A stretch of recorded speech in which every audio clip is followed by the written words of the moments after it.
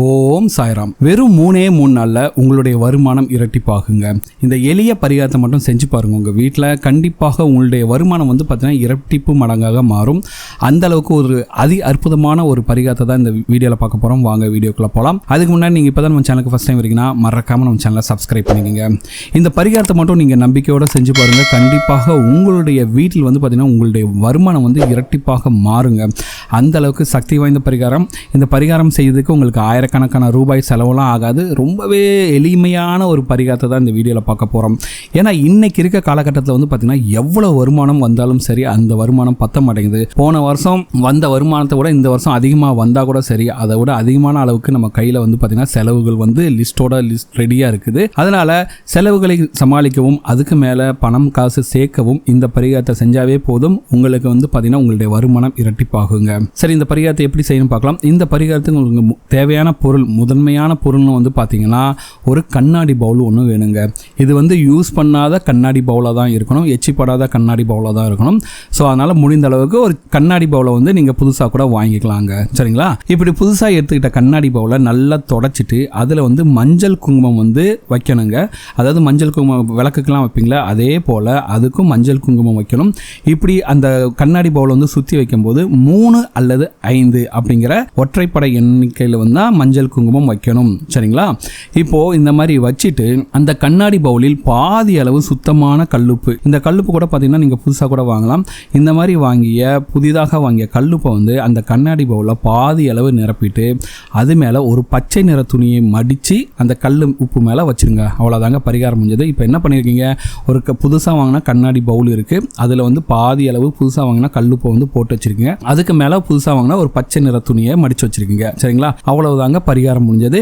இதை என்ன பண்ணணும்னா உங்களுடைய பூஜை அறையில் இந்த கண்ணாடி பவுலை வச்சுட்டு அந்த கண்ணாடி பவுலுக்கு பார்த்தீங்கன்னா பூக்களால் நீங்கள் எப்பவும் சாமிக்கெல்லாம் போடுவீங்களா, அதே போல் நீங்கள் பூக்களால் அலங்கரித்து கொள்ளலாம். சரிங்களா? அப்போ என்ன பண்ணணும்னா உங்களுக்கு வரக்கூடிய வருமானம் எதாக இருந்தாலும் சரி, அதாவது மாத சம்பளம் வாங்குறவங்களுக்கு மாத சம்பளம் சரி, தொழிலிருந்து கிடைக்கக்கூடிய லாபம், அல்லது வீட்டில் பெண்கள் ஏதாவது தொழில் செய்கிறாங்கன்னா அதுலேருந்து வர வருமானம், இல்லை எந்த ஒரு பொருளை விற்று வந்த வருமானமாக இருந்தாலும் சரி, அதாவது உங்கள் வீட்டுக்கு வரக்கூடிய வருமானம் அது என்ன வருமானமாக இருந்தாலும் சரி, இப்படி உங்கள் கைக்கு வரக்கூடிய வருமான தொகையிலிருந்து ஒரு குறிப்பிட்ட தொகை, அது 10 ரூபாயாக இருக்கட்டும் 2000 ரூபாக இருக்கட்டும், அது உங்களுடைய விருப்பம் தான். அது எந்த நோட்டாக இருந்தாலும் சரி, அந்த நோட்டை உங்களுடைய பூஜையில் வைக்கப்பட்டிருக்கக்கூடிய அந்த கண்ணாடி பவுலின் பச்சை நிற துணிக்கு மேல வச்சிருங்க.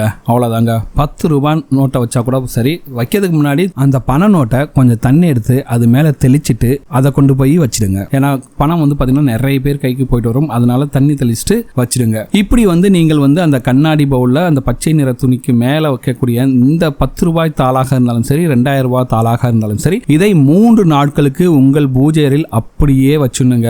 சரிங்களா? அதை தொடவே கூடாது. 3 நாட்கள் கழித்து அந்த தொகை எடுத்து உங்களுடைய செலவிற்கு பயன்படுத்தி கொள்ளலாம். அது எந்த சுப செலவாக இருந்தாலும் சரி, வீட்டுக்கு பொருள் வாங்குறது இல்லை பூ வாங்குறது, இந்த மாதிரி உங்களுடைய சுப செலவுக்கு பயன்படுத்தி கொள்ளலாம். இந்த பரிகாரத்தை குறிப்பிட்ட நாளில் தான் செய்யணும் அப்படிங்கிற கட்டாயம்லாம் கிடையாது. உங்களுக்கு எப்போல்லாம் வருமானம் வருதோ, அதாவது ஒரு சில பேருக்கு பார்த்தீங்கன்னா தொழில் பண்ணுறாங்க, அவங்களாம் ரெகுலராக வருமானம் வந்துட்டுருக்கும். மாத சம்பளக்காரங்களுக்கு அந்த குறிப்பிட்ட நாளில் வரும். அப்படி வரக்கூடிய அந்த நாளில் இந்த பரிகாரத்தை செய்யலாம். முக்கியமாக நீங்கள் செய்ய வேண்டியது பார்த்தீங்கன்னா உங்களுக்கு வரக்கூடிய வருமானம், ஒருவேளை நீங்கள் தொழில் செய்யுங்க, உங்களுக்கு கைக்கு காசு வந்துச்சுன்னா அந்த காசை எடுத்து தான் வைக்கணும். இப்போ நீங்கள் மாத சம்பளம் வாங்குறீங்க, உங்களுக்கு ஏடிஎம்ல தான் காசு வரும், அதாவது பேங்க் அக்கௌண்ட் தான் காசு வரும்னா ஏடிஎம்ல எடுத்து வந்த தொகையை தான் நீங்கள் வைக்கணும். வீட்டில் இருக்கக்கூடிய காசை எடுத்து வைக்க கூடாது இந்த பரிகாரம் செய்வதற்கு. இப்படி நீங்க வந்த வருமானத்தை வாங்கிட்டு இந்த கண்ணாடி பவுல்ல பச்சை நிற துணிக்கு மேல வச்சுட்டு இந்த பரிகாரத்தை செய்து விட்டு இறைவனுக்கு தீபம் ஏற்றி மனதார பிரார்த்தனை செய்து கொள்ள வேண்டும். எப்படின்னா, இன்று போல என்றும் பணவரவிற்கு எந்த குறைவும் இருக்கக்கூடாது, சேமிப்பு அதிகரித்து கொண்டே செல்ல வேண்டும் அப்படிங்கிற வேண்டுதலை மனதார வச்சுக்கிட்டீங்கன்னா போதும். பரிகாரம்னு பார்த்தீங்கன்னா இது ரொம்ப எளிமையான பரிகாரம் தாங்க. ஆனா நம்பிக்கையோட செஞ்சு பாருங்க. நீங்க செய்யக்கூடிய இந்த சின்ன காரியம் பார்த்தீங்கன்னா உங்களுக்கு மிகப்பெரிய அளவில் பலனை கொண்டு கொடுக்கும். மிக விரைவிலேயே உங்களுக்கு வந்த வருமானம் இரட்டிப்பாகும். உங்க குடும்பம் பார்த்தீங்கன்னா செல்வ செழிப்போடு இருப்பாங்க. இந்த எளிய பரிகாரத்தை செஞ்சு பாருங்க. கண்டிப்பாக உங்களுடைய வருமானம் பார்த்தீங்கன்னா இரட்டிப்பாகும். இந்த வீடியோ உங்க ஃப்ரெண்ட்ஸோட ஷேர் பண்ணுங்க. இந்த வீடியோ பத்தின உங்களோட கமெண்ட் பண்ணுங்க. கண்டிப்பாக இந்த வீடியோ உங்களுக்கு பிடிச்சிருக்கு நம்புறேன். இந்த வீடியோ உங்களுக்கு பிடிச்சிருந்தா மறக்காம நம்ம சேனலை சப்ஸ்கிரைப் பண்ணுங்க, லைக் பண்ணுங்க, ஷேர் பண்ணுங்க.